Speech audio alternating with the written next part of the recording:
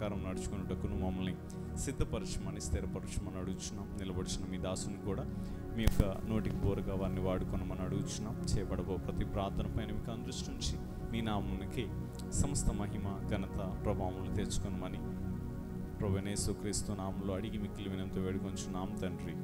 ఆమేన్. ఆమేన్.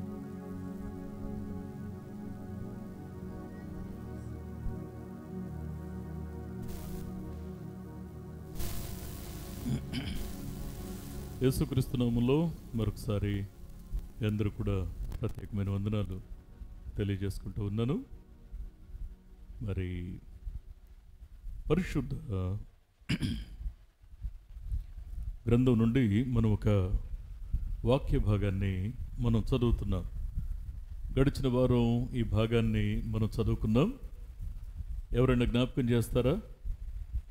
గడిచిన వారం కొలస్సీ పత్రిక 1వ అధ్యాయము 23వ వచనం.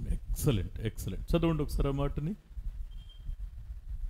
కొలస్సీ పత్రిక 1వ అధ్యాయము 23వ వచనం.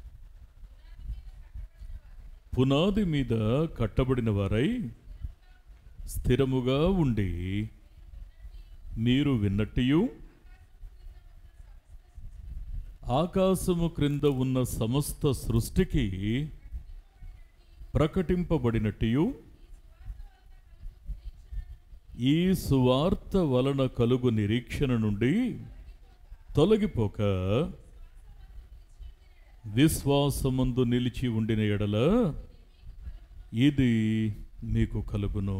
కళ్ళు మూసుకొని చిన్న ప్రార్థన చేసుకుందాం.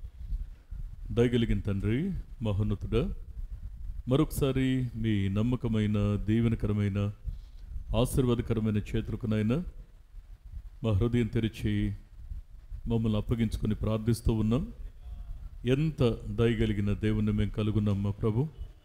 అయ్యా, మేము తడబడకుండా, పడిపోకుండా, మార్గం తప్పకుండా, ఆత్మీయంగా వెనకబడకుండా ఎప్పటికప్పుడు నీ మాటల చేత మమ్మల్ని హెచ్చరిస్తూ, ప్రేమిస్తూ, ధైర్యపరుస్తూ, సరిదిద్దుతో ముందుకు నడిపిస్తున్న విధానానికే మీకు వందనాలు చెల్లిస్తున్నాం.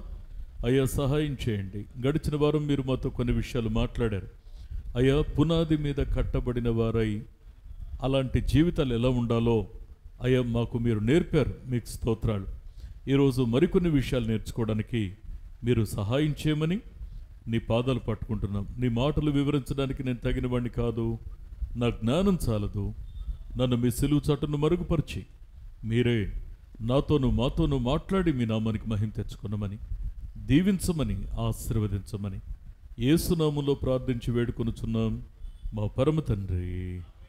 ఆమెన్. ఆమెన్. ఆమెన్. దేవుని యొక్క వాక్యాన్ని మనం జాగ్రత్తగా అర్థం చేసుకునేటువంటి ప్రయత్నాన్ని మనం చేస్తే, ఇక్కడ పౌలు భక్తుడు కొలస్సీ సంఘంతో సూటిగా ఓ మాట చెప్తాడు.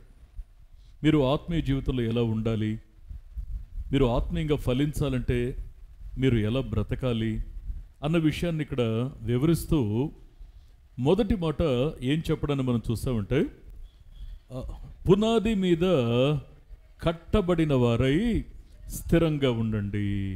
అంటే మొదటి పాఠం ఏంటి అంటే, మీరు స్థిరంగా ఉండండి. ఎప్పుడుంటారు?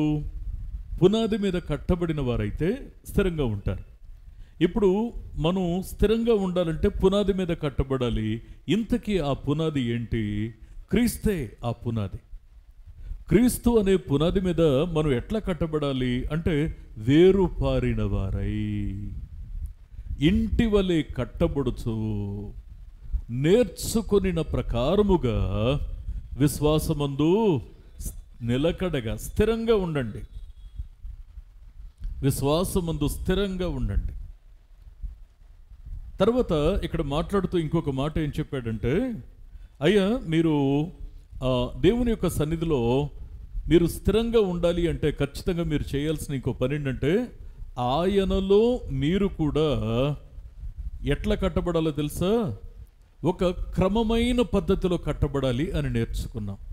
ఎఫెసీ పత్రిక 2వ అధ్యాయం 20వ వచనంలో ఈ మాటను చూస్తూ, ఆయనలో మీరు కూడా చక్కగా అమర్చబడి అంటాడు. అంటే దేవుడు క్రమమైన జీవితాన్ని కోరుకుంటున్నాడు.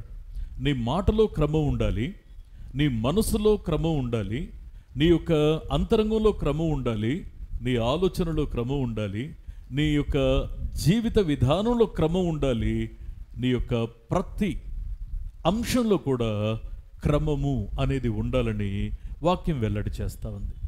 అందుకే దేవుని వాక్యాన్ని మనం జాగ్రత్తగా అర్థం చేసుకునేటువంటి ప్రయత్నాన్ని మనం చేస్తే, ఎప్పుడైతే మనం క్రమంగా కట్టబడతామో, కట్టబడిన తర్వాత మన యొక్క బ్రతుకులో మనం వృద్ధి పొందడం అనేటువంటి ప్రక్రియ జరుగుతుంది. అవును, నేను గడిచిన నెల ఏదైతే సాధించలేక దుఃఖపడి దేవుణ్ణి క్షమించమని అడిగానో, నేను మళ్ళీ ఈ నెల చివరికి వచ్చేసరికి నేను దాన్ని అధిగమించడానికి ప్రార్థనపూర్వకంగా ప్రయత్నించాలి, సాధన చేయాలి. వచ్చే వారానికి ఒక లక్ష్యం పెట్టుకొని దేని విషయంలో నేను ఓడిపోతున్నానో ఆ ఓటమి నుండి నన్ను తప్పించమని దేవుని యొక్క పాదాల దగ్గర అంగలార్చాలి. కనికరం కలిగిన దేవుని దగ్గర మొర్ర పెట్టాలి. నేను మళ్ళీ ఈ మాట మీ గమనానికి తీసుకొస్తున్నాను. జీవితంలో ఇబ్బందికరమైన పరిస్థితులు ఉంటాయి. కొలిమిలో పెట్టబడిన పరిస్థితులు కూడా కొన్నిసార్లు బ్రతుకులో కనబడతాయి. విచిత్రంగా ఏదో జరిగిపోతుందని భావించక్కర్లా. ఇవన్నీ కూడాను బ్రతుకులో భాగమే. నువ్వు వద్దన్నా కొద్ది రోజులు ఉంటాయి, నువ్వు కావాలన్నా సరే కొద్ది రోజుల తర్వాత దూరం అవుతాయి. సో కాబట్టి వాటి విషయం పెద్దగా కలత చెందొద్దు. వాక్యం ఏం చెప్తా ఉందంటే, మీరు గడిచిన మాసంలో, సంవత్సరంలో, వారంలో దేనిని అధిగమించలేకపోయారో ఈసారి దాన్ని అధిగమించి మళ్ళీ దేవుని యొక్క పాదాల దగ్గర మనం ప్రతిష్ఠించుకొని మరింత సమీపంగా దేవుని దగ్గరికి రావాలి. ఇది మన లక్ష్యం కావాలి. నేను దుఃఖంతో ఒక మాట చెప్పను, ఇప్పటికీ మనం అధిగమించలేకపోతున్న అంశాలు మనల్ని కొన్ని వెక్కిరిస్తూనే ఉన్నాయండి. ఇప్పటికీ మనం అధిగమించలేకపోతున్న కొన్ని విషయాలు అవి మనల్ని హేళన చేస్తూనే ఉన్నాయి. మనకొక చెడ్డ అలవాటు ఏంటంటే, దేవుని సన్నిధిలో కూర్చున్నప్పుడు దేవా నన్ను క్షమించు, నేను ఇంకెప్పుడు ఇలా ప్రవర్తించను అని చెప్పడం, బయటికి వెళ్ళిన తర్వాత మనసును నియంత్రించుకోలేకపోవడం. ఈ రెండు మనిషికి అలవాటు అయిపోతే ప్రమాదం అండి, గుర్తుపెట్టుకోండి. ఇది ఈ యొక్క యాటిట్యూడ్ ఏం చేస్తుందంటే దేవుని సన్నిధిలో నిలకడగా నికరంగా నిలబడనివ్వదు. అందుకే ఇక్కడ మనం జాగ్రత్తగా అర్థం చేసుకుంటే, మొదటి పాఠం ఏంటి అంటే, అయ్యా మీరు క్రీస్తు అనేటువంటి బండ మీద కట్టబడ్డారు, గుర్తుందా? అలాంటప్పుడు మీ జీవితాలు ఎలా ఉండాలంటే స్థిరంగా ఉండాలి కదూ. ఎందుకు అస్థిరంగా ఉన్నారు? అస్థిరంగా ఉన్నారు అంటే నీ పునాది విషయంలో కొంచెం సంశయం కలుగుతూ ఉంది. క్రీస్తులోనే కట్టబడ్డామా? క్రీస్తులో నిలకడగా ఉన్నామా? క్రీస్తులో యథార్థంగా ముందుకు సాగుతూ ఉన్నామా? ప్రశ్న. సరే, ఇప్పుడు ఆత్మీయ జీవితంలో మనం స్థిరంగా నమ్మకంగా గమ్యం వరకు ప్రయాణం చేయాలంటే మొదటి అనుభవం, మొదటి పాఠం ఏంటి? మీరు స్థిరంగా క్రీస్తు అనే బండ మీద కట్టబడిన వారిగా మీరు స్థిరంగా ఉండండి. రెండవ మాట అదే కొలస్సీ పత్రిక 1వ అధ్యాయం 23వ వచనంలో ఇక్కడ ఇంకొక మాట ఏం చెప్తాడంటే, మీరు విన్నట్టు ఆకాశము క్రింద ఉన్న సమస్త సృష్టికి ప్రకటింపబడినట్టు ఈ సువార్త వలన కలుగు నిరీక్షణ నుండి తొలగిపోవద్దు. రెండవ పాఠం ఏంటో తెలుసండి? ఆత్మీయ జీవితంలో మీరు నిలకడగా గమ్యం దాకా ప్రయాణం చేసి మనలను సృజించిన వారిని చేరుకోవాలి, మనలను రక్షించిన వారిని హత్తుకోవాలి అనే ఆ మనస్సు మనలో ఉంటే మనం చేయాల్సింది ఏంటి అంటే, ఈ సువార్త వలన ఏదైతే ఒక అనుభవాన్ని, అనుభూతిని మనం పొందామో ఆ పొందిన దానిలో నుండి ఎట్టి పరిస్థితుల్లో, అంటే సువార్త వలన నిరీక్షణ పుట్టింది మన గుండెల్లో, సువార్త వలన నిరీక్షణ పుట్టింది. ఇప్పుడు ఈ నిరీక్షణ నుండి మనం మన యొక్క బ్రతుకులో తొలగిపోకూడదు. నీ కష్టంలో, నీ బాధలో, నీ భయంలో, నీ అవమానంలో, నీ ఇబ్బందిలో, నీ ఎదురు దెబ్బలు తగులుతున్న పరిస్థితుల్లో కూడా ఖచ్చితంగా మనం చేయాల్సిన పని ఏంటి అంటే, మనం నిరీక్షణలో నుండి తొలగిపోకూడదు. నేను ఒక మాట మీ గమనానికి తీసుకొస్తానండి. సువార్త వలన నిరీక్షణ కలుగుతుంది. ఆ నిరీక్షణ నుండి తొలగిపోకుండా మనం నిలకడగా ఉండాలి అంటే దానికి సూత్రం ఏంటో తెలుసా? దానికి సూత్రం ఏంటంటే, సామెతల గ్రంథకర్త ఓ అద్భుతమైన మాటని ఈ విధంగా అంటాడు. సామెతల గ్రంథము 4వ అధ్యాయము 5వ వచనాన్ని ఒక్కసారి మనం చూసినట్లయితే, జ్ఞానము సంపాదించుకొనుము, బుద్ధి సంపాదించుకొనుము, నా నోటి మాటలను మరువకుము, ఆత్మ చెప్పుచున్న మాట చెవిగలవాడు వినుగాక. ఇక్కడ ఒక విషయాన్ని మనం సిన్సియర్గా అర్థం చేసుకోవాల్సింది ఏంటి అనంటే, సువార్త బోధించబడిందిగా, మనం రక్షించబడ్డాం కదా. రక్షించబడిన తర్వాత జీవిత ప్రయాణం ఏమన్నా ఆగిందా? ఆగలేదే. మనం పనులు మానలేదు, ఉద్యోగ వ్యాపారాలు మానలేదు, మన యొక్క చదువులు మానలేదు, మన అవసరాలు మనం మారలేదు, కుటుంబ జీవితాన్ని మర్చిపోలేదు. ఇవన్నీ కూడా కొనసాగుతూనే ఉన్నాయి. ఎప్పటి వరకు? దేవుడు నిర్ణయించిన కాలం వరకు ఇవి కొనసాగుతూనే ఉంటాయి. వాటిలో మనం కూడా కొనసాగుతూనే ఉంటాం. అయితే ఇక్కడ మనం గమనించాల్సినటువంటి ముఖ్యమైన విషయం ఏంటి అనంటే, అయ్యా, నువ్వు విన్న స్వార్థ నీలో నిరీక్షణ అనేది చల్లారకుండా కాపాడాలి అంటే నువ్వు విన్న వాక్యాన్ని మర్చిపోవద్దు. నా నోటి మాటను మరువకుము అంటాడు. నువ్వు ఒంటరిగా ఉన్నప్పుడు నీ మనసు కట్టు తప్పకుండా దేవుని వాక్యం నీకు జ్ఞాపకం రావాలి. నీ స్నేహితులతో నువ్వు గడుపుతూ ఉన్నప్పుడు నీవు నీ హద్దు మీరకుండా దేవుని వాక్యం నిన్ను అదుపు చేయాలి. నీ చేతిలో సెల్ ఫోన్తో నువ్వు ఒంటరిగా నువ్వు కూర్చున్నప్పుడు నీకు మనసుకు నియంత్రణ కలగడానికి దేవుని యొక్క హెచ్చరిక నీ గమనానికి రావాలి. నిన్ను ఎరగని ప్రజల మధ్య నువ్వు నివాసం చేస్తున్నప్పుడు, లేదా ప్రయాణం చేస్తున్నప్పుడు, లేదా నువ్వు కొంత సమయం గడుపుతూ ఉన్నప్పుడు నిన్ను ఎరుగని ప్రజల మధ్య కూడా స్వేచ్ఛగా నీ కట్లు తెగిపోయినట్లు ఒకవేళ నువ్వు ఏదన్నా ప్రవర్తిస్తావేమో, అక్కడ దేవుని వాక్యం నీకు గుర్తు రావాలి. యోసేపును చూసాం కదా. యోసేపు ఎక్కడో ఐగుప్తు దేశంలో ఉన్నాడు, తల్లిదండ్రులకు దూరంగా, అన్నదమ్ములకు దూరంగా, నా అనుకున్న వారందరికి దూరంగా ఉన్నాడు. అక్కడ ఇన్ఫర్మేషన్ వచ్చి వీళ్ళకి చెప్పేవాళ్ళు కూడా లేరు, ఒంటరిగా ఉన్నాడు. ఇటువంటి పరిస్థితుల్లో తను ఒక్క మాట ఏమి నమ్మాడు అంటే, మీరు గమనించండి, ఈరోజు మనకున్నట్లు వారికి బోధ లేదు, ఈరోజు మనకున్నట్లు వారికి దేవుని యొక్క వాక్యము, గ్రంథము, హెచ్చరిక లేవు. కానీ దైవ భయం ఉంది వారి గుండెల్లో. దైవ భయం ఉంది అంటే దేవుని యొక్క వాక్యం. కొద్దిమంది చూడండి, ఏదన్నా ఒక వచనం మాట్లాడామనుకోండి, టకమని రిఫరెన్స్ తీసేయగలుగుతారు. కొన్నిసార్లు నోట్లో ఉండగానే గబగబా వాక్యం తీయగలుగుతారు. ఎక్సలెంట్, అది మంచి అనుభవం. నువ్వు చక్కగా వాక్యం చదువుతున్నావు అనడానికి అదొక గుర్తు. కానీ ఈ వాక్యం ఎప్పుడైనా దేవుని యొక్క దృష్టికి కష్టం కలిగించేలా నేను ప్రయత్నిస్తున్నాను అంటే నేను గబుక్కున రిఫరెన్స్లు తీయలేను, గబుక్కున రిఫరెన్స్లు చెప్పలేను.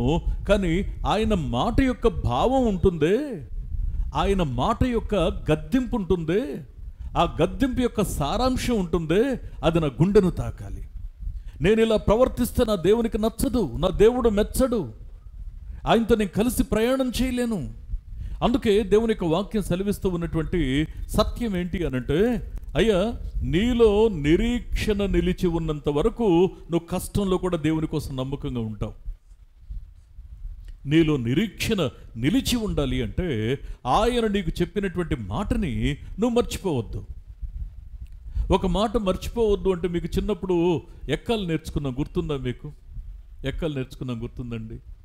పదే పదే రిపీటెడ్గా చెప్తూ వచ్చాం. కారణం ఏంటంటే అది మనకు అలవాటు అయిపోవాలి. ఆ తర్వాత ఇప్పుడు రెండో ఎక్కం చెప్పమంటే నవ్వుతారు. మీరు రెండో ఎక్కం చెప్పేదే ఉందండి, దాంట్లో తెలియదే ఉంది.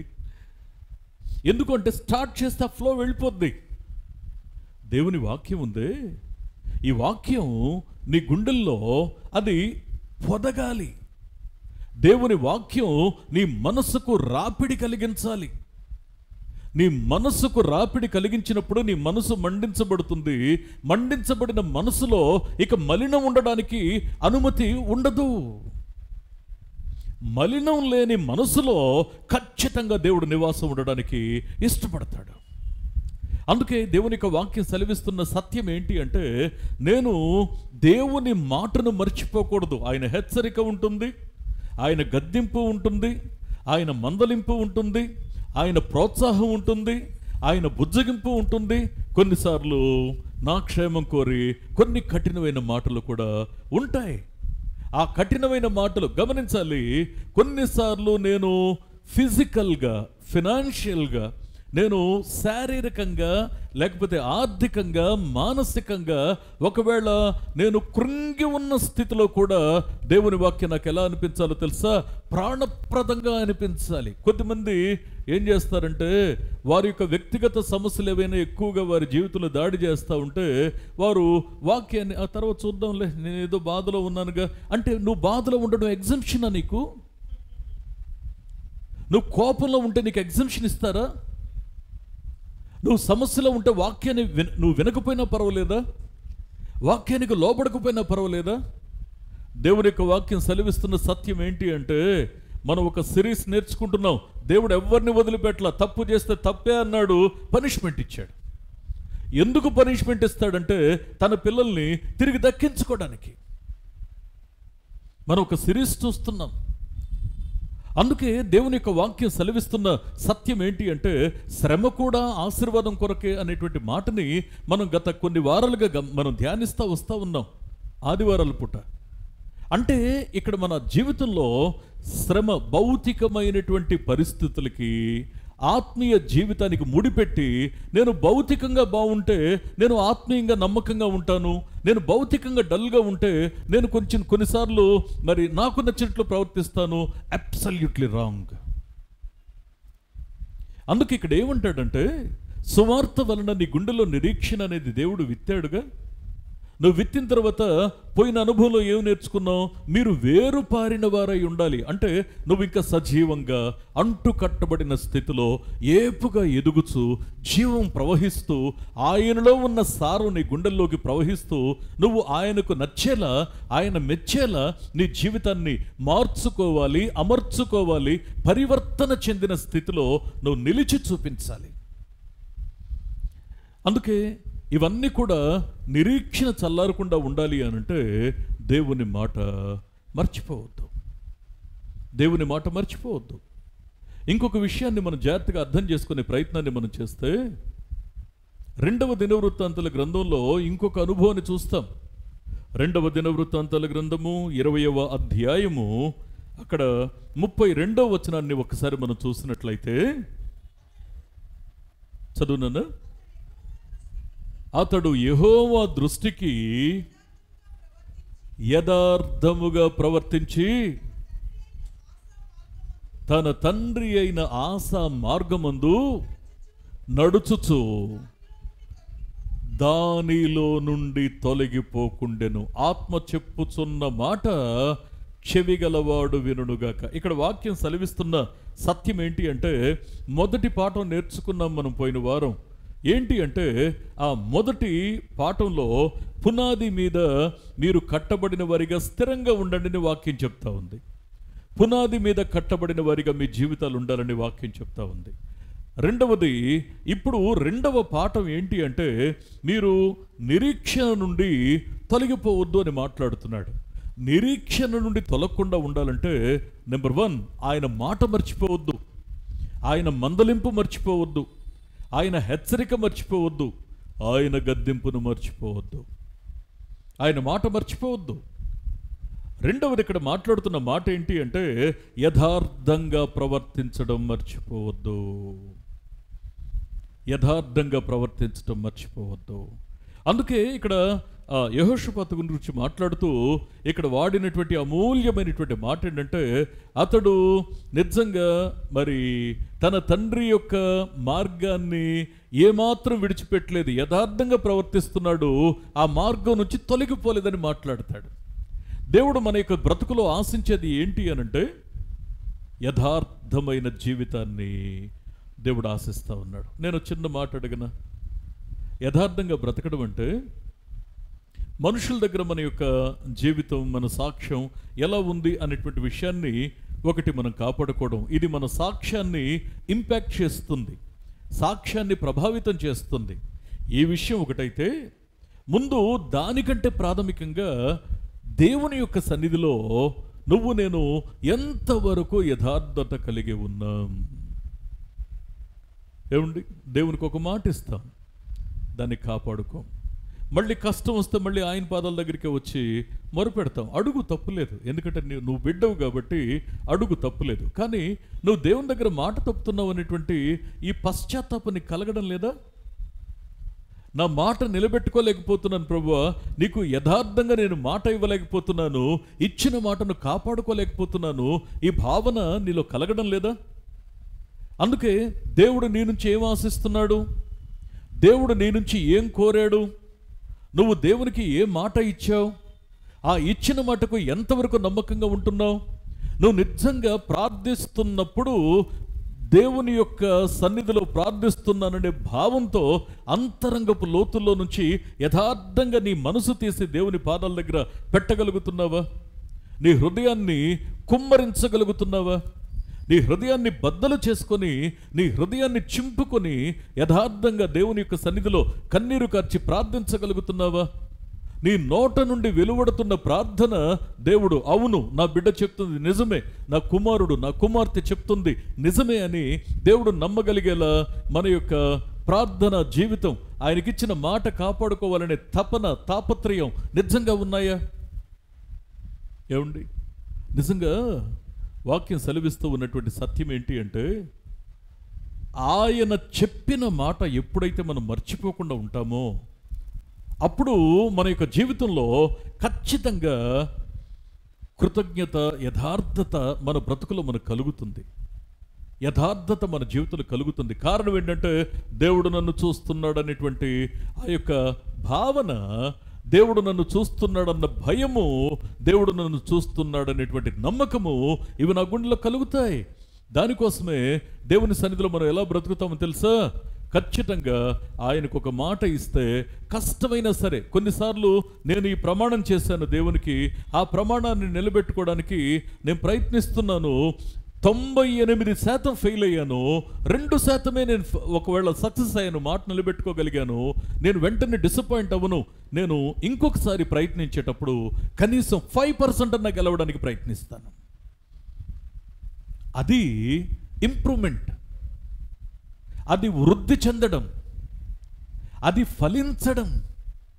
దేవుని యొక్క వాక్యం సెలవిస్తూ ఉన్నటువంటి సత్యం ఏంటి అంటే, ఆయన నీ నుంచి ఏం కోరుతున్నాడో తెలిసి కూడా స్పందించకుండా నీ మాట ఒకటి బ్రతుకొకటి అయితే నువ్వు నేను యథార్థంగా ఉన్నావని చెప్పుకోవడంలో అర్థం లేదు.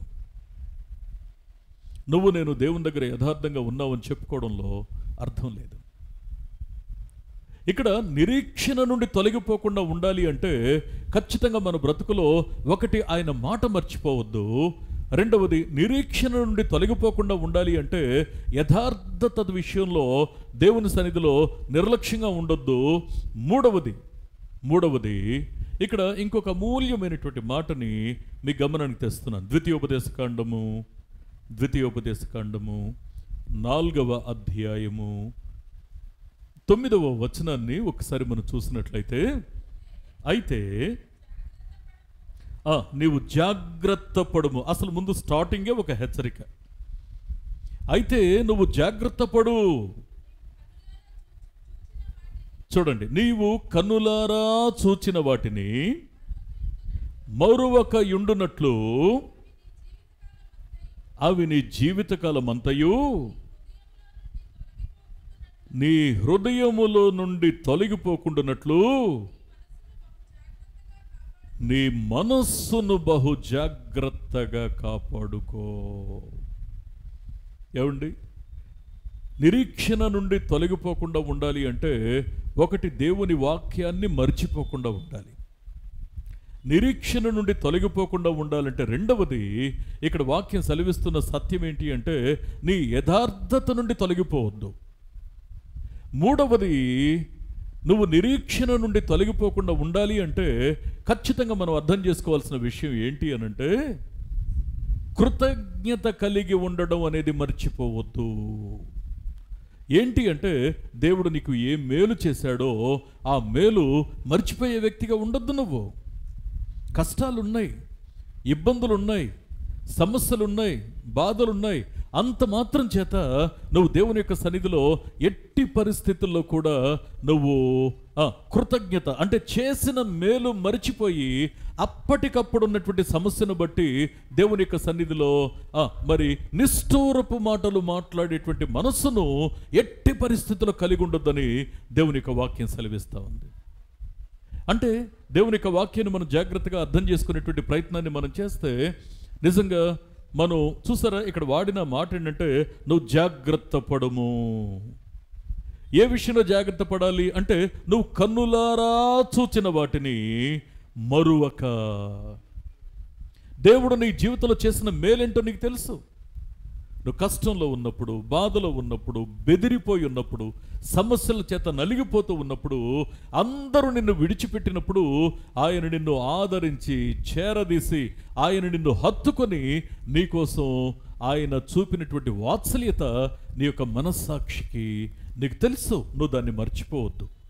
ఎప్పటి వరకు తెలుసా అండి, ఇక్కడ వాడిన మాట ఏంటంటే, నీ జీవితకాలం అంతా కూడా వాటిని అంటే దేవుడు చేసిన మేలు విషయంలో నువ్వు ఆ కృతజ్ఞత మర్చిపోవద్దు. ఒకవేళ ఎప్పుడో నాకు ఒక పీకల మీదకి వస్తే దేవుడు నాకు సహాయం చేశాడు, అది అయిపోయింది, సంవత్సరాలు దొర్లిపోయినాయి, నేను కొంచెం పెద్దోడిని అయ్యాను, నా అవసరాలు మారిపోయాయి, నా పరిస్థితులు మారిపోయాయి, ఇప్పుడు ఏదో చిన్న సమస్య వచ్చింది, ఇప్పుడు దేవుణ్ణి ప్రభువా నేను కష్టపడుతుంటే నీకు అర్థం కాలేదా అని దేవుణ్ణి కఠినంగా మాట్లాడొద్దు. కారణం ఏంటో తెలుసా, ఆయన నీకు చేసిన మేలు నీ గుండెల్లో నిజంగా నిలిచి ఉంటే ఇప్పటికే నీ గుండెలో నిరీక్షణ ఉంటుంది.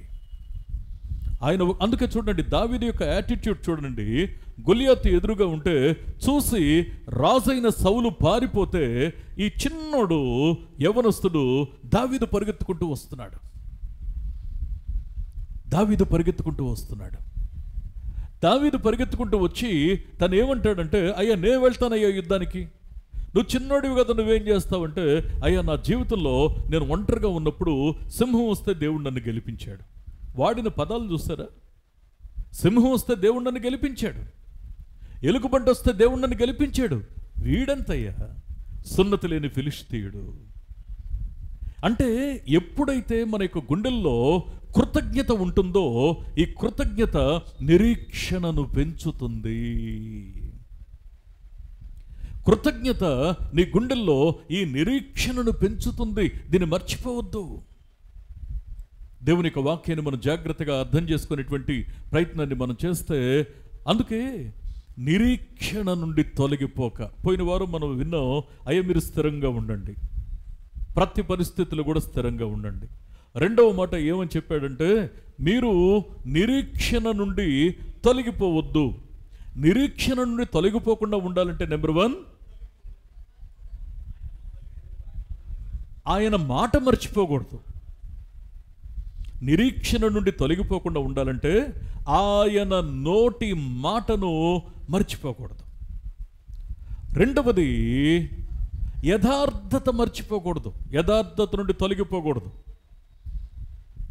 మూడవది కృతజ్ఞత విషయంలో నువ్వు ఎప్పుడు మరి తొలగిపోవద్దు, మర్చిపోవద్దు ఆయన ఎంత మేలు చేస్తాడో. అందుకే ఇక్కడ వాక్యం సెలవిస్తూ ఉన్నటువంటి సత్యం ఏంటి అనంటే, ఆయన చేస్తున్న మేలు నీ యొక్క జీవితంలో నిన్ను నిలబెట్టడానికి, నిన్ను ఫలింప చేయడానికి. ఈ విషయాన్ని గుర్తుపెట్టుకోండి. ఇక్కడ పౌలు భక్తుడు మాట్లాడుతూ ఉన్నటువంటి మూలవాక్యంలో ఉన్న మాటను మళ్ళీ మనం చూస్తే, ఇక్కడ మనం అదే కొలస్సీ పత్రిక 1వ అధ్యాయం 23వ వచనంలో మొదటి పాఠం ఏం చూసామంటే, పునాది మీద కట్టబడిన వారై స్థిరంగా ఉండండి. ఇది మొదటి పాఠం. దీని గురించి కొంత పోయిన వారం నేర్చుకున్నాం. రెండవ పాఠం ఏంటంటే, సువార్త వలన కలుగు నిరీక్షణ నుండి తొలగిపోవద్దు. అంటే నిరీక్షణ నుండి తొలగిపోవద్దు.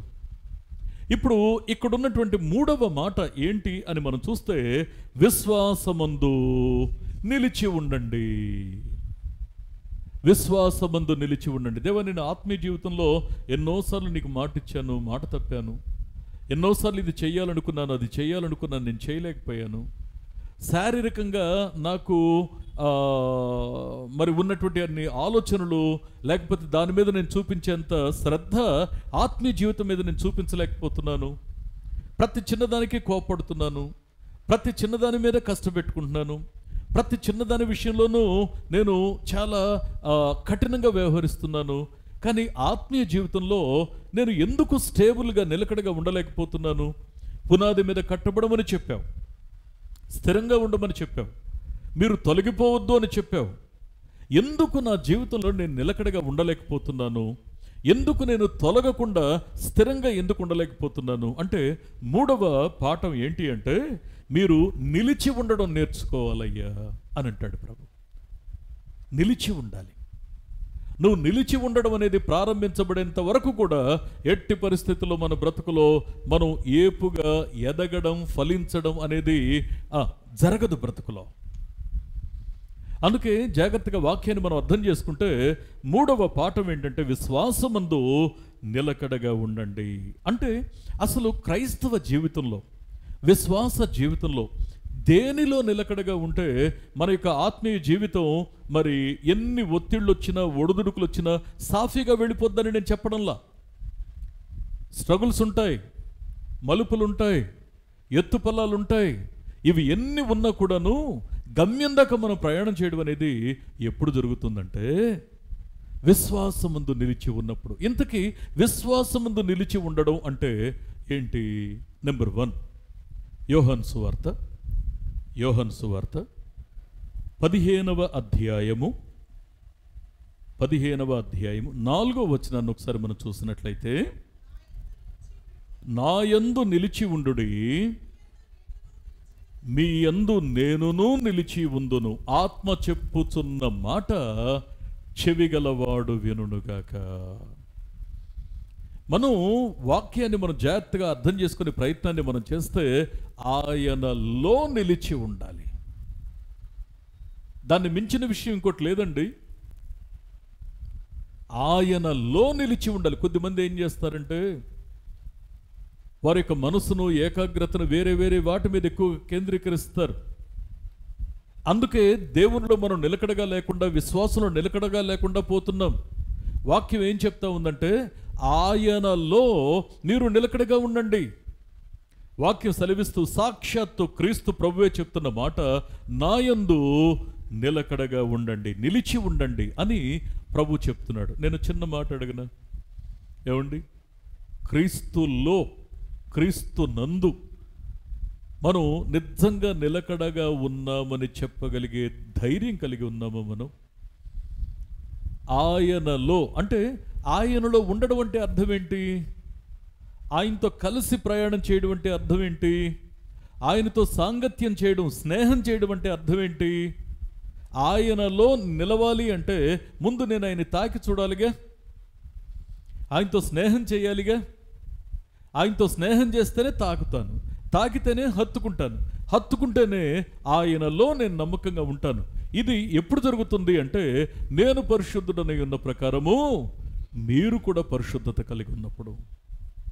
అంటే మనం ఒక చిన్న భ్రమలో ఉంటామండి. నేను పలాంది మానేశాను, నేను పలాంది విడిచిపెట్టాను, పలానా అలవాటు అయితే మొదటి నుంచి నాకు లేదు, కాబట్టి ఈ చెడ్డ అలవాటు, ఈ వ్యసనం అయితే నాకు లేదు, కాబట్టి నేను ఆల్ రైట్ అనేటువంటి ఒక భ్రమలో బ్రతుకుతూ ఉంటాం. వేదంతో ఓ మాట చెప్పను, దేవుని యొక్క సన్నిధిలో క్రీస్తుకు నివాసమై ఉండాల్సిన నీ మనసులో మలినం పేరుకుపోతూ ఉంటే, ఏమండి, మలినం పేరుకుపోతూ ఉంటే అక్కడ క్రీస్తు ఎలా అడ్జస్ట్ అవుతాడు, ఎలా నివాసం చేస్తాడు? అందుకే ఆయన మనలో నిలిచి ఉండాలి అంటే, మనం ఆయనలో నిలిచి ఉండాలంటే ఈ సాంగత్యం. దేవుని ఆలోచన ఏంటో తెలుసా? మీరు తీసి చూడక్కర్లేదు కానీ 2వ కొరింథీ పత్రిక 6వ అధ్యాయము 16 నుంచి 18 వచనాల్లో, నేను వారిలో నివసించి సంచరింతును అని దేవుని యొక్క వాక్యం సెలవిస్తూ ఉంది. నేను వారిలో నివసించి సంచరింతును, దేవుని యొక్క ఆలోచన అది. ఆయనలో నిలిచి ఉండాలి అంటే నువ్వెంత పరిశుద్ధత కలిగి ఉండాలి, నీ మాట, నీ మనస్సు, నీ ఆశ, నీ ఆలోచన, నీ అంతరంగం, ఇవన్నీ కూడాను దేవుని యొక్క దృష్టికి అంగీకృతంగా ఉండాలి అన్న విషయాన్ని మనం మర్చిపోతే ఎట్లా? అందుకే ఇక్కడ దేవుని యొక్క ఆలోచన ఏంటో తెలుసా? మీరు చూడండి, నిర్గమకాండంలో ఒక అద్భుతమైనటువంటి మాట, 25వ అధ్యాయము, నిర్గమకాండము 25వ అధ్యాయము 8వ వచనాన్ని ఒకసారి మనం చూసినట్లయితే, నేను వారిలో నివసించున్నట్లు వారు నాకు పరిశుద్ధ స్థలాన్ని నిర్మించాలి. ఈ మాటని అలాగే ఉంచండి. ఇంకొకరు ఏం చేస్తారంటే, 1 కొరింథీ పత్రిక 3వ అధ్యాయము 16వ వచనాన్ని ఒకసారి తీయండి. 1 కొరింథీ పత్రిక 3వ అధ్యాయం 16వ వచనము, మీరు దేవుని ఆలయమై ఉన్నారనియు దేవుని ఆత్మ మీలో నివసించుచున్నాడనియు మీరు ఎరుగరా. ఇందాక నిర్గమకాండం తీసిన వారు మళ్ళీ ఒకసారి ఆ మాట, నిర్గమకాండం 25:8 మళ్ళీ చూడండి. నేను వారిలో నివసించున్నట్లు వారు నాకు పరిశుద్ధ స్థలాన్ని ఎక్కడ నిర్మించాలి? ఇక్కడ పౌలు మాట్లాడుతూ అంటాడు, ఆయన మీలో నివాసం చేస్తున్నాడు, ఆయన మీలో నివాసం చేయడానికి ఇష్టపడుతున్నాడు. క్రీస్తు నీలో నివాసం చేయాలని కోరుకుంటూ ఉంటే, ఎవడైనను ఆయన ఆలయమును పాడు చేస్తే నేను వానిని, ఇక్కడే డిస్టర్బెన్స్ వస్తూ ఉందండి. దేవుడికి మన మీద కక్ష కాదు. కక్ష అయితే మన కోసం, మన పక్షంగా సిలువలో మరణించేవాడు కాదు, సలహా ఇచ్చి ఊరుకునేవాడు.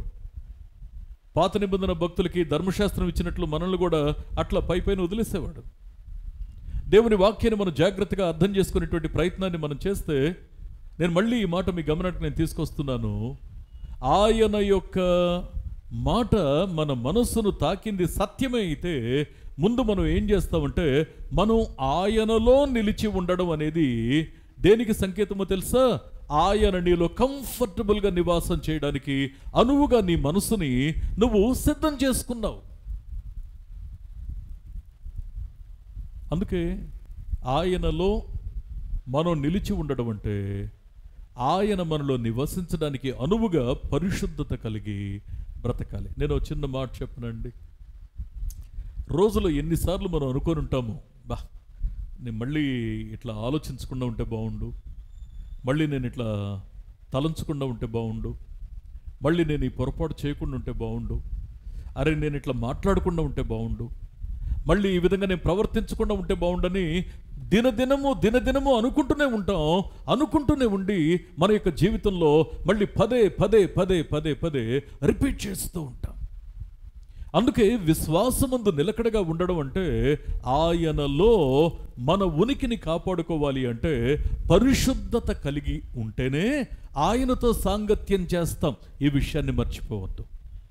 ఆయనలో మనం నిలిచి ఉండడం కావాలి. విశ్వాసమందు నిలిచి ఉండమని ఇక్కడ 3వ పాయింట్ చూస్తున్నాం కదా. ఆయనలో మనం నిలిచి ఉండాలి. ఆయనలో నిలవడం మాత్రమే కాకుండా, ఇక్కడ కొలస్సీ పత్రిక, ఆయనలో ఎప్పుడు నిలిచి ఉండగలుగుతాం? ప్రభువా, నీలో నిలబడాలనుకుంటున్నాను, నీలో బలపడాలనుకుంటున్నాను, ఆశపడుతున్నాను, ప్రార్థన చేస్తున్నాను. కరెక్ట్గా శోధన వచ్చినప్పుడు, కరెక్ట్గా కోపం వచ్చినప్పుడు, కరెక్ట్గా ఎవరైనా ఎదుటివారు తప్పు చేసినప్పుడు, లేదా కరెక్ట్గా నాకు ఏదన్నా ఎప్పటి నుంచో ఎదురు చూసిన అవకాశం నాకు మళ్ళీ వచ్చినప్పుడు నేను మార్గం తప్పేస్తూ ఉన్నాను. ఎందుకు నిలకడగా ఉండలేకపోతున్నాను అంటే, అయ్యా, విశ్వాసమందు నిలకడగా ఉండాలంటే ఆయనలో నిలిచి ఉండాలి. ఆయనలో నిలిచి ఉండాలి అంటే ఖచ్చితంగా దానికి ఇంకొక అవకాశం కావాలి, ఒక సోర్స్ కావాలి. ఏంటి సోర్స్ అంటే, కొలస్సీ పత్రిక 4వ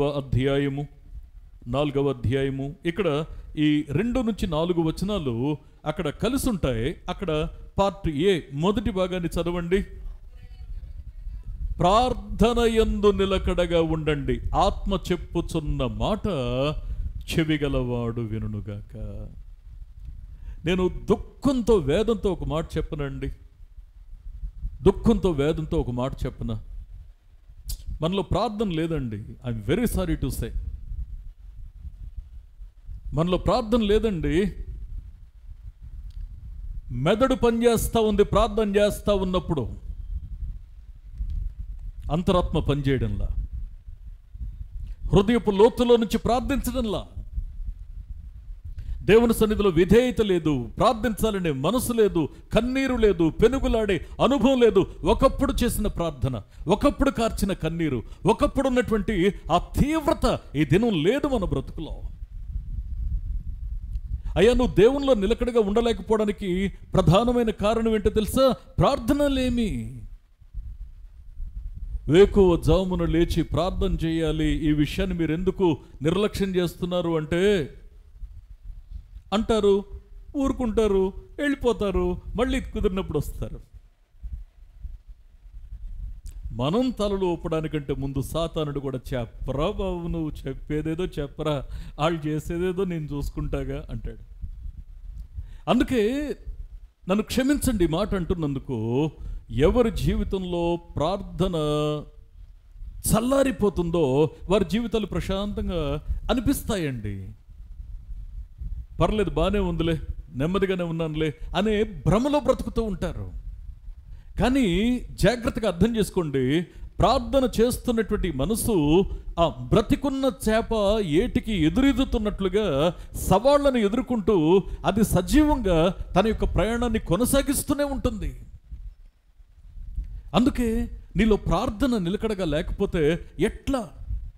నువ్వు విశ్వాసంలో నువ్వు ఎలా నిలవగలుగుతావు? క్రీస్తులో నిలిచుండాలి అంటే నీ ప్రార్థన జీవితంలో నువ్వు సంతృప్తికరంగా నిలబడకపోతే ఎట్లా? అందుకే మీరు మెలకువ కలిగిన ప్రార్థన జీవితాన్ని కలిగి ఉండకపోతే, మార్కు సువార్త 14వ అధ్యాయం 38వ వచనంలో, మీరు శోధనలో ప్రవేశించకుండానట్లు మెలకువగా ఉండి ప్రార్థన చేయండి. ఒకవేళ మీ జీవితంలో ప్రార్థన కొరవడింది అంటే అర్థం ఏంటంటే ఏదో ఒక శోధన ఎదుర్కోబోతున్నావు, గుర్తుపెట్టుకో. నీ జీవితంలో ప్రార్థన చల్లారింది అని అంటే మరి దైవికమైన విషయాల కంటే మరి భూ సంబంధమైన విషయాలు, కుటుంబ విషయాలు, ఐహిక విచారాలు ఇవే ఎక్కువ నీ మీద ఏలుబడి చేస్తున్నాయంటే నీ ప్రార్థన చల్లారుతుంది. ఒక సమస్యను అంటే ఒక శోధన ఎదుర్కోబోతున్నావు, గుర్తుపెట్టుకో ఈ విషయాన్ని. ప్రార్థన చల్లారనివ్వద్దు, ప్రార్థన తగ్గనివ్వద్దు, నీ ఏకాగ్రత. అందుకే చూడండి, పిల్లలు సంవత్సరం అంతా ఒక రేషలో చదువుతారు, ఒక ఊపులో చదువుతారు. పరీక్షల దగ్గరకు వచ్చినప్పుడు వాళ్ళు ఎట్లా చేస్తారో తెలుసా అండి? కుటుంబం అంతా, ఫ్యామిలీ అంతా కూడా వారిని సపోర్ట్ చేస్తూ రాత్రింబగళ్ళు చదివేలా వారిని ప్రోత్సహిస్తారు. స్కెడ్యూల్ పెట్టుకుంటారు, స్కెడ్యూల్కి తగ్గట్లుగా వారు టైం అడ్జస్ట్ చేసుకుంటారు. వారి యొక్క అలవాట్లు, వారి యొక్క హ్యాబిట్స్, వారి యొక్క పనులు అన్నిటిని కూడా దానికి అనువుగా మార్చేసుకుంటారు. ఎందుకంటే ఒక పరీక్ష ఎదుర్కోబోతున్నాం. ఆ పరీక్ష నన్ను పాడు చేయడానికి కాదు, నన్ను ఇంకొక తరగతికి నన్ను హెచ్చించడానికి. ప్రార్థన కావాలి కదా, ప్రార్థన ఉండాలి కదా. అందుకే దేవుని యొక్క వాక్యం సెలవిస్తూ ఉన్నటువంటి సత్యం ఏంటి అంటే ప్రార్థనా జీవితాన్ని పటిష్టంగా కాపాడుకోవాలి. అందుకే మొదటి పాఠం ఏంటి అంటే మీరు స్థిరంగా ఉండండి, పునాది మీద కట్టబడిన వారై స్థిరంగా ఉండండి.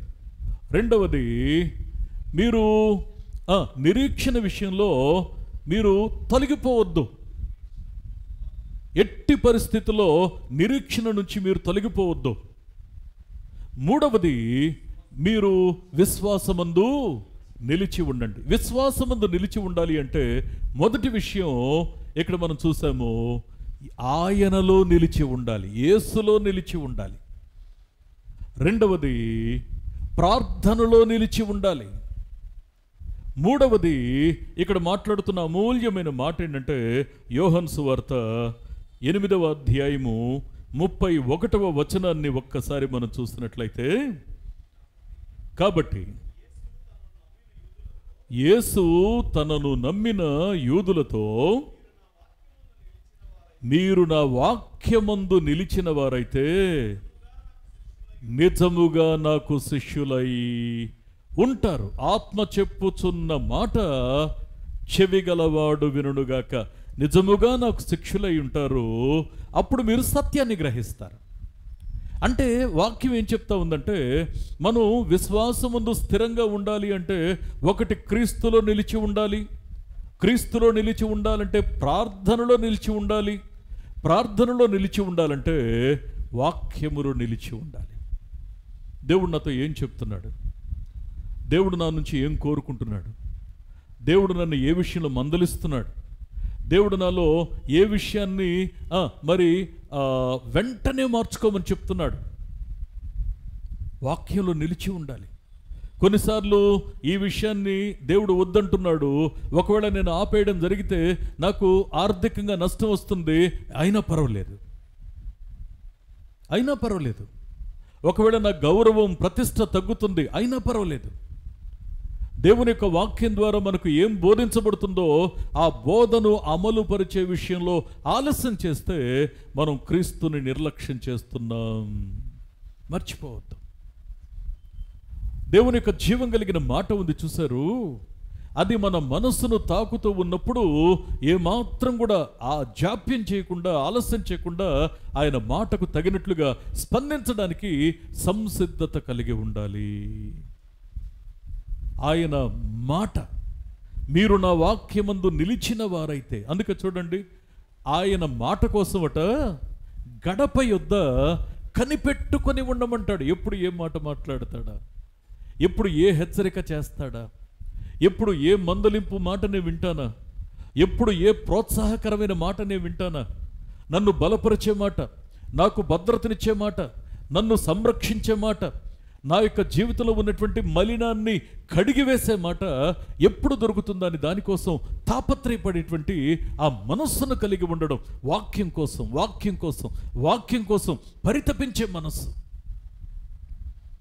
ప్రియ దేవుని బిడ్డలారా, దేవుని యొక్క వాక్యాన్ని మనం జాగ్రత్తగా అర్థం చేసుకునే ప్రయత్నాన్ని మనం చేస్తే మనం ఎంతవరకు దేవునిలో నమ్మకంగా ఉంటున్నాం, ఎంతవరకు ప్రార్థనలో నమ్మకంగా ఉంటున్నాం, ఎంతవరకు వాక్యంలో నమ్మకంగా ఉంటున్నాం. దేవుని వాక్యం ఇలా చేయకూడదని చెప్పిన కొన్ని సందర్భాల్లో నువ్వు నిర్భయంగా కొన్నిటిని మీరేస్తున్నావే.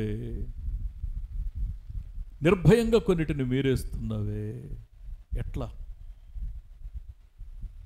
అందుకే వాక్యాన్ని మనం జాగ్రత్తగా అర్థం చేసుకునేటువంటి ప్రయత్నాన్ని మనం చేస్తే దేవుని వాక్యమును పెడచెవిన పెట్టడం దేవుని తృణీకరించడమే. అందుకే ఇక్కడ వాక్యంలో సెలవిచ్చినటువంటి మాట, అయ్యా మీరు పునాది మీద నిలబడడం అల్టిమేట్గా మీ లక్ష్యం. అది మీరు నిలబడాలి అంటే, మీరు స్థిరంగా ఉండాలి అంటే మీరు నిరీక్షణ నుంచి తొలగిపోవద్దు. మీరు నిరీక్షణ నుంచి తొలగిపోకుండా ఉండాలంటే విశ్వాసమందు నిలిచి ఉండాలి. విశ్వాసమందు నిలిచి ఉండడం అనంటే దీంట్లో ఒక 3 మాటలు చూసాం. ఒకటి, క్రీస్తునందు నిలిచి ఉండాలి, ప్రార్థన యందు నిలిచి ఉండాలి, వాక్యమందు నిలిచి ఉండాలి. 4వది ఏంటో తెలుసా అండి? ఇక్కడ ఓ చక్కని మాట, అపోస్తల కార్యముల గ్రంథం 14వ అధ్యాయము 22వ వచనాన్ని ఒకసారి మనం చూసినట్లయితే 14:22, శిష్యుల మనస్సులను దృఢపరచి విశ్వాసమందు నిలకడగా ఉండవలెననియు అనేక శ్రమలను అనుభవించి మనము దేవుని రాజ్యములో ప్రవేశింపవలెననియు వారిని హెచ్చరించాడు. చూడండి, ఈ సందర్భం ఏంటంటే పౌలు భక్తుడు అప్పుడే లుస్త్ర ప్రాంతంలో ఒక అద్భుతం జరిగిన తర్వాత మళ్ళీ ఆయన పొగడబడ్డాడు. నువ్వు దేవదూతవు అన్నారు, నువ్వు గొప్పోడు అన్నారు, అన్న తర్వాత రాళ్లతో కొట్టారు, చచ్చిపోయాడు అనుకొని ఇంకా ఆయన్ని పట్టణం వెలుపులకు ఈడ్చి వదిలేశారు. చచ్చిపోయాడనే అనుకున్నారు. చుట్టూ ఉన్న శిష్యులంతా ఇక ఆయన చూస్తూ, గురువు గారికి ఈ పరిస్థితి అయితే ఇక మన పరిస్థితి ఏంటి అని అనుకుంటూ ఉన్నప్పుడు ఆయనకు స్పృహ వచ్చింది. అరే, నేను పలానా చోటకు వస్తానని చెప్పానుగా. లేచాడు, సిద్ధపడ్డాడు, నడుం కట్టుకున్నాడు, వెంటనే వచ్చిన వాళ్ళని తనతో పాటు తీసుకెళ్ళాడు, వెళ్ళాల్సిన ఆ ప్రాంతానికి వెళ్ళాడు, అక్కడ చేయాల్సిన పరిచర్య చేశాక అక్కడ పని పూర్తయిన తర్వాత మళ్ళీ తను ఏం చేశాడంటే, అరే నేను శ్రమలో ఉన్నప్పుడు నన్ను చూసిన కొన్ని మనసులు కృంగిపోయి ఉన్నాయే, వారిని బలపరచాలి, వారికి ఒక మాట చెప్పాలి.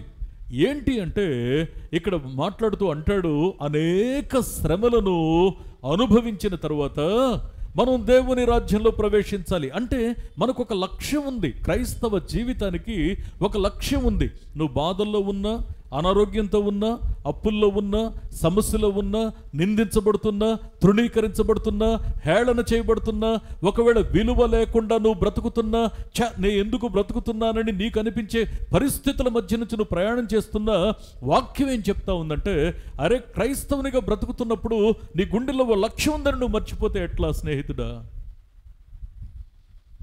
దేవుని యొక్క వాక్యం ఏం చెప్తా ఉందంటే, మనం అనేక శ్రమలను అనుభవించిన తర్వాత, శ్రమ తర్వాత నెక్స్ట్ ప్రమోషన్ ఎక్కడికో తెలుసండి, దేవుని రాజ్యములో నివాసం చేయడానికి మనం అనుమతించబడుతున్నాం, అంగీకరించబడుతున్నాం, ప్రమోట్ చేయబడుతున్నాం. దానికోసం ఇక్కడ మనం చేయాల్సింది ఏంటి అంటే, ఈ శ్రమ కలుగుతూ ఉన్నప్పుడు నేను కృంగిపోకుండా, బెదిరిపోకుండా, విశ్వాసంలో వెనుక తిరగకుండా ఉండాలి అంటే చేయాల్సినటువంటి పని ఏంటో తెలుసా? ఏంటి అంటే, విశ్వాసమందు నిలిచి ఉండాలి, విశ్వాసమందు నిలకడగా ఉండాలి. దేవుని యొక్క సన్నిధిలో నేను క్రీస్తులో నమ్మకంగా ఉండడం అంటే, నాకు కష్టం కలుగుతున్నప్పుడు నా విశ్వాసం పని చేయాలి, నా ఓటమిలో నేను విశ్వాసాన్ని కలిగి ఉండాలి. పరిస్థితులు పట్టు తప్పిపోతున్నప్పుడు నా విశ్వాసాన్ని చెక్కు చెదరకుండా నేను కాపాడుకోగలగాలి. దేవునికి వాక్యం సెలవిస్తూ ఉన్నటువంటి సత్యం ఏంటి అనంటే, ఇక్కడ మళ్ళీ మాట్లాడుతూ అంటాడు, అయ్యా మనం విశ్వాసమందు నిలకడగా ఉండడం ఎందుకు అంటే, ఈ శ్రమలను ఓర్చుకోవడానికి. ఈ శ్రమలు, అనేకమైన శ్రమలు అనుభవించిన తర్వాత మనం ఖచ్చితంగా నిత్య జీవంలోకి మనం ప్రవేశించబోతున్నాం. అంతకంటే గొప్ప బహుమానం, అంతకంటే గొప్ప ప్రతిఫలం ఒక విశ్వాస జీవితానికి దొరికే ప్రతిఫలం అంతకు మించిందే ఉంటుంది. అందుకే దేవుని యొక్క వాక్యం సెలవిస్తూ ఉన్నటువంటి సత్యం ఏంటి అంటే, మనం క్రీస్తులో నిలిచి ఉన్నామా లేదా? క్రీస్తులో నిలిచి ఉండడం అంటే ఏంటో చూసాం. ప్రార్థనలో నిలిచి ఉన్నామా లేదా? ప్రార్థనలో ఎందుకు నిలవాలో మనం చూసాం. ప్రార్థనలో నిలకడగా లేకపోతే మనం శోధనలోకి ప్రవేశిస్తాం, విశ్వాసం చెల్లాచెదరైపోద్ది. అందుకే ఇక్కడ మాట్లాడుతున్న ఇంకో మాట ఏంటంటే, అయ్యా ఇలాంటి కఠినమైన పరిస్థితుల్లో నమ్మకంగా నిలబడాలి అంటే మనకి ఉన్నటువంటి ఒకే ఒక్క గైడ్ పరిశుద్ధ గ్రంథము. అందుకే వాక్యమందు నిలిచి ఉండు, వాక్యమందు నిలిచి ఉండు. మరి శ్రమ కలుగుతుందిగా, బాధ కలుగుతుందిగా. అందుకే అనేక శ్రమలను అనుభవించిన తర్వాత మనం నిత్య జీవంలోకి ప్రవేశించాలి, ఈ విషయాన్ని మర్చిపోవద్దు. దేవుని రాజ్యంలోకి ప్రవేశించాలి, ఈ విషయాన్ని మర్చిపోవద్దు. నిరంతరం దేవునితో కూడా ఉండడానికి ప్రమోట్ చేయబడతాం, ఈ విషయాన్ని మర్చిపోవద్దు. అందుకే మనం చేయాల్సింది, కష్టం కలుగుతున్నప్పుడు ఆ కష్టకాలంలో విశ్వాసం చెక్కు చెదరకుండా కాపాడుకోగలగడం అవసరం. ప్రియ స్నేహితులరా, దేవుని వాక్యాన్ని మనం జాగ్రత్తగా అర్థం చేసుకుంటే, దీన్నే, ఈ అనుభవాన్ని ఏమంటాడంటే, ఇది ఒక చక్కని మాట, వాక్యానుసారమైన భక్తి జీవితం అంటే ఇదే. వాక్యానుసారమైన భక్తి జీవితం అంటే ఇదే. ఇది లేకుండా మనం ఎన్ని ఫీట్స్ చేసినా, ఎన్ని గంతులు వేసినా అవన్నీ కూడా దేవుడు మెచ్చడు, దాంతో దేవుడు తృప్తి చెందడు. అందుకే వాక్యం సెలవిస్తున్న సత్యం ఏంటి అంటే, మళ్ళీ ఒకసారి పౌలు భక్తుడు చెప్పిన మూలవాక్యం దగ్గరికి వెళ్తే 3 స్టేట్మెంట్స్ చెప్పాడు. ఈ 3 మాటల్ని మీ గమనానికి నేను తీసుకొస్తున్నాను. కొలస్సీ పత్రిక 1వ అధ్యాయం 23వ వచనాన్ని బేస్ చేసుకొని మనం చూస్తున్న మొదటి మాట ఏమన్నాడంటే, ఇక్కడ పునాది మీద కట్టబడిన వారై స్థిరంగా ఉండండి. ఇది మొదటి పాఠం. దీని గురించి కొంత నేర్చుకున్నాం. రెండవ పాఠం ఏంటి అంటే, సువార్త వలన కలిగే నిరీక్షణ నుండి మీరు ఎట్టి పరిస్థితులు తొలగిపోవద్దు. కష్టం ఉంది, నిలకడగా ఉండండి. ఇబ్బంది ఉంది, నిలిచే ఉండండి. సమస్యలున్నాయి, అలాగే ఉండండి. దేవుడు ఖచ్చితంగా ఒక దినాన నిన్ను ఉన్న స్థితి నుంచి ఉన్నత స్థితికి నిన్ను హెచ్చిస్తాడు.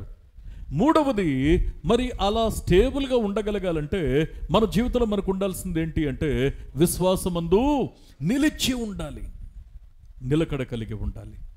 అందుకే నిజంగా దేవుని యొక్క మరి వాక్యానుసారంగా మన బ్రతుకుల్ని అమర్చుకుంటున్నామా? ఆయనని సంతృప్తి పరిచేలా మనం బ్రతకగలుగుతున్నామా? ఆయన మన జీవితాన్ని చూసి నిజంగా ఇదిగో నా కుమారుడు, ఇదిగో నా కుమార్తె అని మనల్ని చూసి ఆయన తృప్తి చెందగలిగేలా నిజంగా మన జీవితాలు ఉన్నాయా? ఒకవేళ మన బ్రతుకులో బలహీనతలుంటే దేవుని దగ్గర పాదాలు పట్టుకొని వేడుకుందాం. పునాది మీద కట్టబడిన వారిగా స్థిరంగా నిలబడడానికి ఆశ కలిగి మళ్ళీ ఆయన పాదాల దగ్గర మొరపెడదాం. నిరీక్షణ నుండి తొలగిపోకుండా ఆయనలో మనం ఫలించడానికి మళ్ళీ ఆయనలో స్థిరులుగా మనం నిలిచి ఉందాం. విశ్వాసమందు నిలకడ కలిగి ఉండడానికి ఆయన పాదాలు పట్టుకుందాం. క్రీస్తులో నిలిచి ఉందాం, ప్రార్థనలో నిలిచి ఉందాం, వాక్యములో నిలిచి ఉందాం, విశ్వాసంలో నిలిచి ఉందాం.